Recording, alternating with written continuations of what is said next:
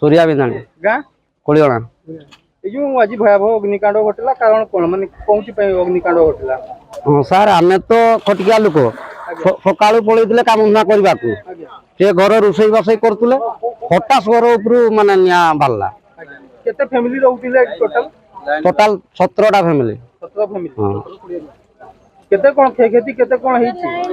खेती तो सार आम तो धान 15-16 क्विंटाल थिला से पुड़ी गला टंका 50,000 थिला से भी पुड़ी गला निज वस्त्र भी गोटे आम शांति पिंधि पान सब बुड़ी जाइए किसी ना केवल जेगा पिंधिचे से ही अच्छी आम कतर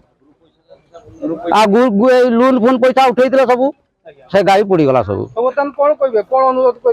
कौन कहवा जे मोर कहवा कथा आमे गोटे जिनस भूमिहीन बोली आमे पकईतिले तहसील ऑफिस रो आमे वर्षे हलानी पोटा पाई सारलानी आपन को आम घर कहीं क्यों नहीं आज जाए प्रधानमंत्री आवास योजना घर पाई पाइचे परा से मो कुडियार पाइचे पोटा जे भूमिहीन जगह पकईतिले सही पोटा हमर मिलिछि ना ना किछि पाइना कौन कहबे मु सेटा कहूछु हमर तो घर दुआर सब भांगी भुंगा गला सब तो पुड़ी गला कोना कोडा सब जाइछि आमे किमिति रहबा सही थैतान आपन माने करू हां आ घरगा हमर जे हेइतिला पोटा तो मिलिछि वर्षे हलानी हम पोटा पालेनी किए अटके रखी आज जाए कहीं आम घर हो पारनी कौन गुचरगार घर हो पारनी बिना गुचर केते घर ने ये आम गाँव खाली सब पोटा खोजे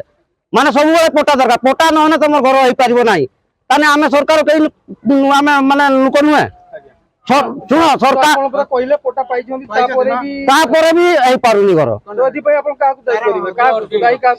सरकार को दायी करवा पोटा तो देले आमको कहीं घर हो पारुनी